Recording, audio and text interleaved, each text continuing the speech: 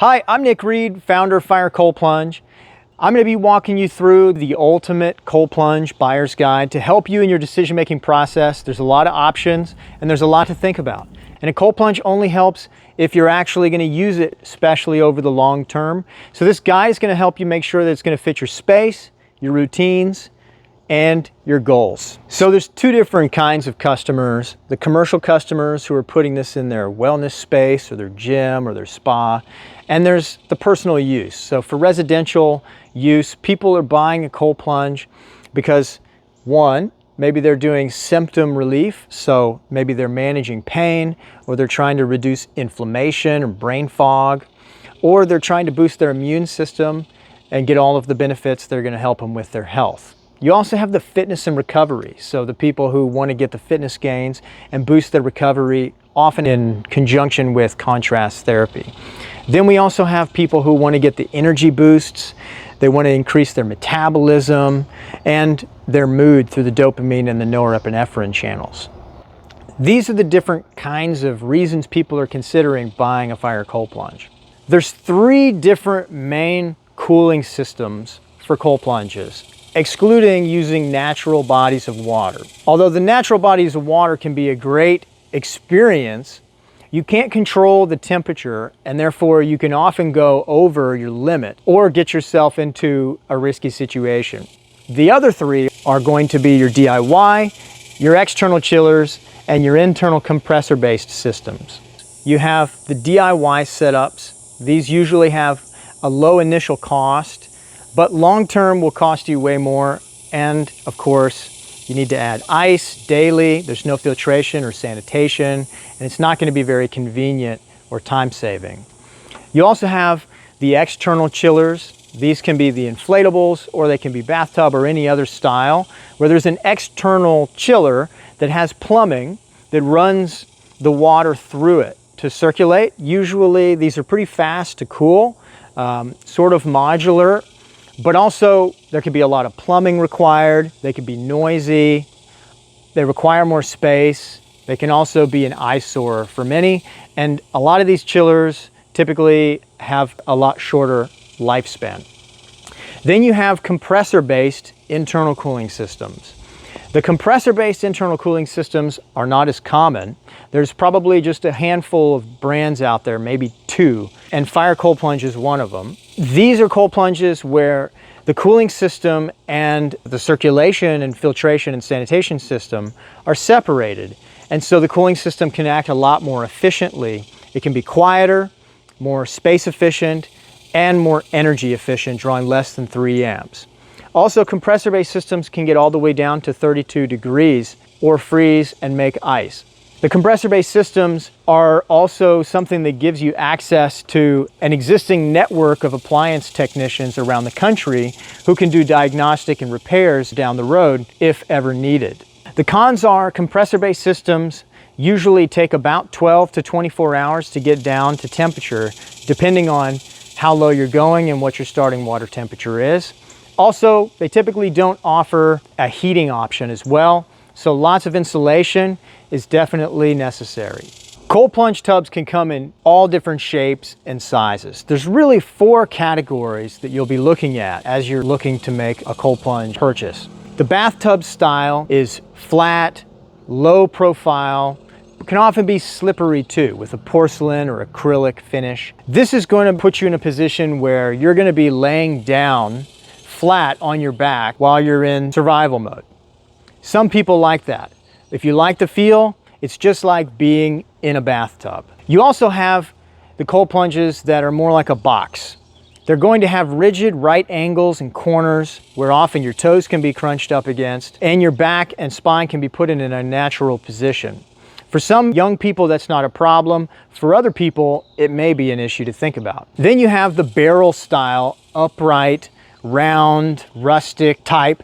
This one often requires steps to get in and out of, with cold feet that are often numb. For some, that may be an issue to consider.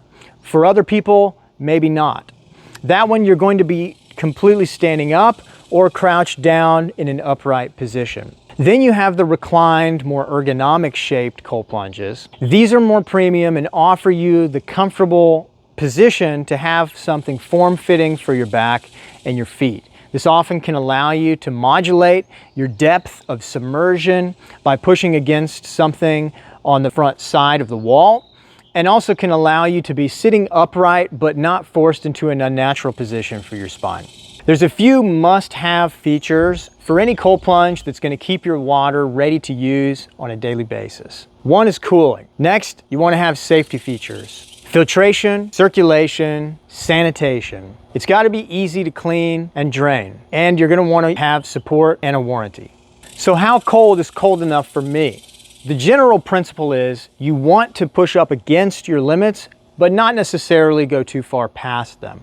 It's the edge where the growth happens. Also, you're going to build a cold tolerance over time. Most people start around 50 degrees Fahrenheit. After a few weeks of consistent plunging, that might no longer feel cold. And there's only so many degrees you can go down from 50 all the way to freezing. To get the same benefits, you're going to need colder water. And therefore, you're going to want to think about a cold plunge that will grow with you as you progress through your cold immersion journey. Some cold plunges get all the way down to the 40s or even low 30s. Some do not. The temperatures that can be reached for DIY ice baths really depends on the amount of ice you use. You could be using up to 30 pounds a day in order to reach somewhere in the 30s or even 40s, depending on the amount of water. There's no temperature control, and it's easy to go past your limits. With external chillers, most of these only go down to about 39 degrees, some 37. And this is because it's really hard to run freezing water through the piping that goes through the chiller because circulation is integrated. Internal compressors, on the other hand, are cooling systems that can reach all the way down to 32 degrees if needed, and also have a long lifespan, so they're a great option to grow with you through your journey. One thing you're going to need to think about before buying a cold plunge is where are you going to put it? Where's the right space for your cold plunge? Some real-world scenarios from experience of where our customers are putting these. They can be put in the garage, in the backyard, in a covered patio, or a home gym, basement, could be in a sunroom, bathroom, laundry room, driveway, or a spare bedroom. You want to make sure that this is going to go in the place that you're going to be able to use it and in the optimal conditions for your cold plunge. There are some cold plunges that are for indoor use and some that are for indoor and outdoor use, or indoor and outdoor covered use. If it's indoors, you want to think about ozone. Most cold plunges are using ozone for sanitation. Some ozone can escape out of the water into a gaseous form. If this is in a very small space and the ozone runs 24/7, which happens with the vast majority of spas, hot tubs, and cold plunges, that could be a problem for your health. It's not good to breathe. Our cold plunge, for example, is set to run for a few hours in the night.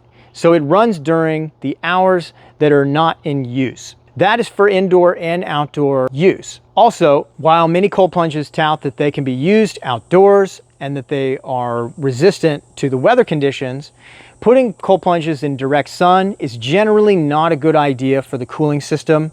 It's a cold plunge. So this is something that you want to think about. We would highly recommend wherever you put this, if it's outdoors, make sure that it's covered or shaded from direct sunlight. If you don't have a way to get it under a covered area, many of our customers are opting for a cheap awning or an angled umbrella, or you can use a standing privacy shade. These are all great cheap options, usually under $200, that can create the optimal conditions for a cold plunge to be used outdoors. The last thing to think about here is you want to make sure if you're putting it indoors or if you're moving it around to the backyard that would be going through a tight space, that the width of the door is wide enough to accommodate the width of the cold plunge for you to be able to move it to its final destination. So now let's talk about the cost of the initial investment and owning a cold plunge. The initial investment for ice is going to be very negligible in the short term, but it's going to be the most expensive option in the long term. The cost of the initial investment for buying a cold plunge is going to pay off significantly over time, but it's a much larger upfront initial investment. Of course, today there's lots of financing options available, all the way up to 12 to 24 months with 0% interest through companies like Affirm. The initial investment for cold plunges, usually for the external chillers, is going to be more expensive, and there's the cost of replacing chillers when they fail usually within about a year. Compressors have a lot longer life. They also can cost less in the initial investment up front, usually because the compressor technology has been around for so long that you're taking advantage of the economy of scale and the efficiency that's been created in the manufacturing process. The Fire Cold Plunge runs about $4,000 or less. Other cold plunges that are compressor-based can cost $10,000 to $30,000 or more for the upfront investment. The cost of running a cold plunge includes your water cost, your energy cost, and any replacement filters or maintenance products. Running a cold plunge with the Fire Cold Plunge pulls about 2.6 amps. That's less than 3 amps. And so you'll be looking at about $15 a month or $30 a month for the energy costs. Others can run anywhere from $30 to $60 a month in energy on average across all states and across all seasons. You also have the cost of filters. We use a very affordable, very accessible filter that's not proprietary. It's an 8-layer cotton carbon filter material that needs to be washed every 2 weeks with hot water and soap, and then it will last you up to 3 months. So we're looking at quarterly filter changes and a cost of less than $15 a quarter to do it. Other filters can cost you upward of $50 to $79 for changes and often need to be changed quarterly or more. Sanitation products can range from hundreds of dollars a year to even $1,000 depending on what product you're using. Many of our customers opt to use the Ember Chill option, which is about $30 a quarter and will last you for 3 months, or you can use 12% hydrogen peroxide, which you can also buy by the gallon. It's a great chemical-free alternative, and many people use it because it's extremely low maintenance and only requires using a test strip for hydrogen peroxide and adding a couple cups a week depending on your use. So let's talk a little bit about how to keep a cold plunge clean. And I'll talk specifically from experience, but also with our Fire Cold Plunge, it's usually pretty universal. You're gonna need to think about changing and cleaning the filters from time to time, maintaining your ozone system, sanitation products, draining and refilling the water, using a skimmer net, and maybe a plunge vacuum as well. So with ours, our filters only need to be changed quarterly, and they can be cleaned every 1 to 2 weeks using hot water and soap. Our ozone system runs automatically on a schedule in the night, but that ozone is also adjustable, so you can change it for your hours of non-use. You'll need to change and drain your water every 1 to 3 months on average, depending on your usage. We provide you with everything that you need. You can opt for our bilge pump and a 15-foot hose if you're draining at elevation, or you can use our siphon-activated plunge vacuum that attaches to a 3/4 inch hose fitting. Also, we include a skimmer net. Most cold plunges do. If you don't, you'll need to purchase one. They can be purchased online and found readily available on Amazon or in any pool supply store.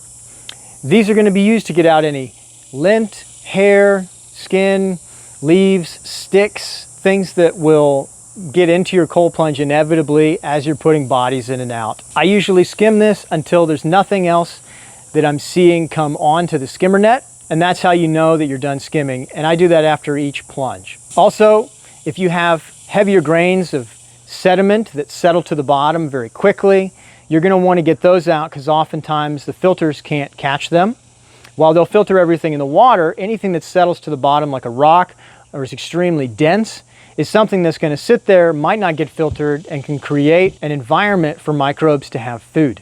So it's best to use a spa vacuum. Many are battery powered or electric. Ours is very simple and siphon activated and non-electric.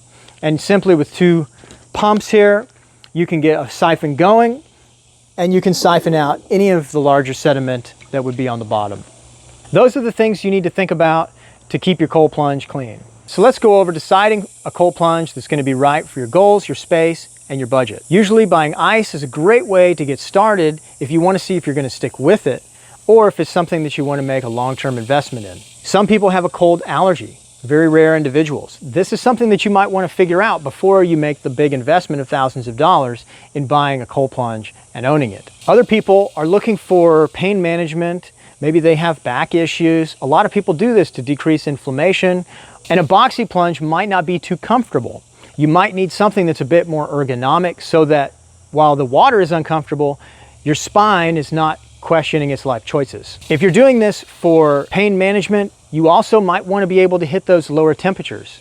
You might want to look for a cold plunge that's able to grow with you if you're doing it long term, or is able to get low enough that's going to help you meet your inflammation or your pain management goals. If you're putting this in a commercial space, if you're looking at high usage, you want to make sure that you're getting a cold plunge that's going to be able to meet high usage demand. If you're putting 100 people in a cold plunge a day, it's got to be a cold plunge that can maintain the temperature, is going to work for your liability, and be a safe cold plunge with duplicate safety features, and also can handle sanitation needs. Some cold plunges, you're not able to use chemicals. A lot of local health departments and state health departments have sanitation codes and regulations that require commercial spaces to use either chlorine or bromine. You want to make sure that whatever sanitation you're required to use in a commercial space is compatible with the device. Cold plunges come in all sizes, and so do people. If your height is 6'6", and you're coming in at 280 pounds and you have broad shoulders, that's something to think about if you're buying a very short or a very narrow cold plunge. Cold plunges that are narrow can be great for fitting through narrow doorways, such as basement doors, or getting it inside to a house or a building, but might not fit your width or the width of your clients or customers that will be using the product. Larger cold plunges can accommodate more body sizes and heights, and will be a better option for the commercial space or for those who are taller or have broader shoulders. Our cold plunge can accommodate up to 6'6" and up to 300 pounds. Another thing to think about is where you're putting this in your space. If there's other people that are stakeholders in this decision, such as your partner, your wife, your husband, this is something that you're going to want to talk to them about and make sure that they're on board and it's going to look great so that it doesn't end up being an eyesore. The Fire Cold Plunge, for example, comes in two different styles. We have the sauna skin, which matches the exterior wood look of a sauna or a wellness space.